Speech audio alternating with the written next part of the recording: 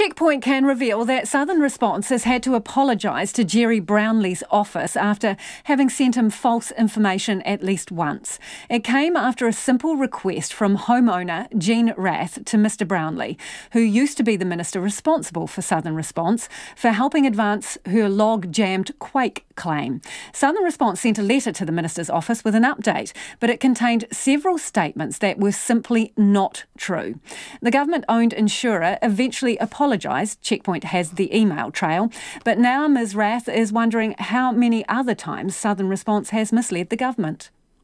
For Jean Rath, this old 6-bedroom house on the hill was a dream.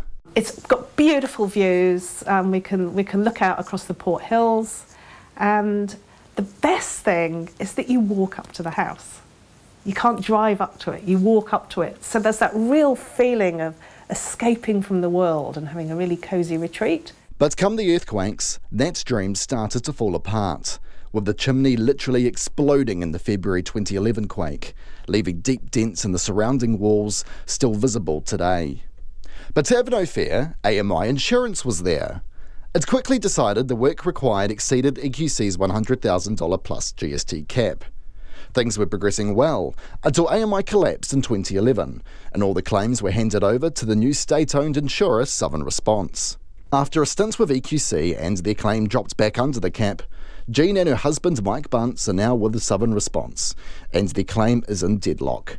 Our engineers say that the house can be repaired in one way, their engineers say the house can be repaired in another way, and there's a huge difference. There's hundreds of thousands. There's a $300,000 difference between doing the fix to our engineer, doing the fix to their engineer, and we're massively out of pocket. And Southern Response don't seem interested in settling. And on Jean's coffee table when Checkpoint visited is the paper trail. Boxes and folders bursting with documents, building and engineering quotes, emails, letters. A grim picture of years of pitched battle against their insurer. Feeling completely stuck, she decided to seek help from the minister formerly responsible for Southern Response, Gerry Brownlee, after a public debate in Christchurch before the 2017 election. She says Mr Brownlee was surprised to hear what had happened and agreed to look into it. After an inquiry from Mr Brownlee's office, Southern Response sent an update on the 14th September 2017, containing this statement. The customer has all along rejected that the property can be repaired and indicated their intention to litigate the matter, which necessitated additional engineering reviews to be undertaken to have certainty in the proposed repair method. Except? Neither of which were true. In fact, we provided them with a repair strategy. In March this year, Jean challenged this, asking Southern Response, give me the evidence. Give me the evidence that we have said that the house cannot be repaired. Give me the evidence. They couldn't provide any evidence because, of course, we'd never said that. Instead, Southern Response said it made these statements after speaking with its claims teams and that it was their interpretation of their communication. Dr Rath disputed it again. But eventually on the 16th of May this year, 8 months after the initial email to Mr Brownlee's office, Southern Response replied via email. We acknowledge that at no time did you state to Southern Response directly that you reject that your property can be repaired, nor notify Southern Response of your intention to litigate. We apologise for any erroneous interpretation on our part and for providing an incorrect statement to the Honourable Brownlee's office. A correction will be issued as requested. I sincerely apologise for this misunderstanding, which was not due to any intention on our part to misrepresent your position in respect of the claim, but arose as a result of miscommunication. And in an email to Mr Brownlee's office the same day, Southern Response accepts that the statement reflected our interpretation of a variety of communications between ourselves and our customers, their legal representatives and other parties in relation to the claim, and that at no time did Dr Rath or Mr Bunce state to Southern Response directly that they reject the property can be repaired, nor notify Southern Response of their intention to litigate. It was not Southern Response's intention to misrepresent our customer's position. But this whole saga raised serious red flags with Jean Rath. How many times has it happened on other people's claims where they've misled the minister? Is there some kind of culture there of dishonesty that, oh sorry, let's not call it dishonesty, let's call it misleading. They're either utterly incompetent or they're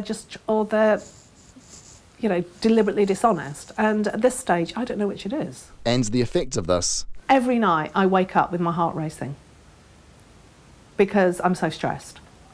And I lie there for hours thinking about how can I get them to see reason? How can I get them to actually just look at the evidence? You know, my husband's been on and has had to take antidepressants because he's so bothered by it. We live with my son and his girlfriend. She's been on antidepressants. It's a very unpleasant place to live. It's not just an emotional impact. Jean Rath has spent almost $150,000 fighting for what she believes her family is owed. She says just this week Southern Response has offered to pay out what they think it will cost to fix the home, but it is not a full and final settlement. And Dr Rath has a simple request for the minister now responsible for Southern Response, Grant Robertson. I would like Grant Robertson to front. I'd like him to front to a public meeting with those of us who've been waiting for so long with Southern Response. Because currently, there have been all these issues with Southern Response, and he's staying quiet. He has a responsibility as the minister to actually come and meet some of us. Not to meet the cosy few representatives, but to actually front to a public meeting and to look us in the eye and explain to us why we're still living in damaged homes. We also asked Gerry Brownlee if his office has had similar experiences with other claimants. He refused to comment. And at the time of putting this story together, Southern Response had not responded to our request for an interview. So the question remains, is Jean Rath's an isolated case, or has it happened to other Southern Response customers? In Christchurch for Checkpoint, Logan Church. Now, Southern Response has been in contact and says complaints are documented in a register. And based on a review of that register, there appears to be only one instance where the initial reason for the complaint was about the way in which a Southern Response employee has represented a claim to a Member of Parliament. They say there could be other instances where a customer has complained, but unless it's the primary reason for the complaint, it wouldn't be recorded in that way. And they go on to say that they have been working with Dr Rath on her claim since 2015, but unfortunately they have not yet managed to resolve it, but they are continuing to work towards settlement.